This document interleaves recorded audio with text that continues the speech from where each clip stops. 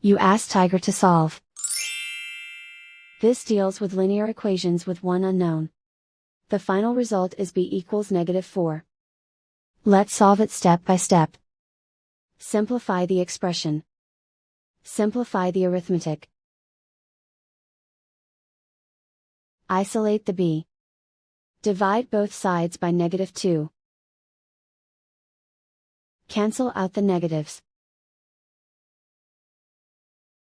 Simplify the fraction. Move the negative sign from the denominator to the numerator. Find the greatest common factor of the numerator and denominator. Factor out and cancel the greatest common factor. And so the final result is b equals -4.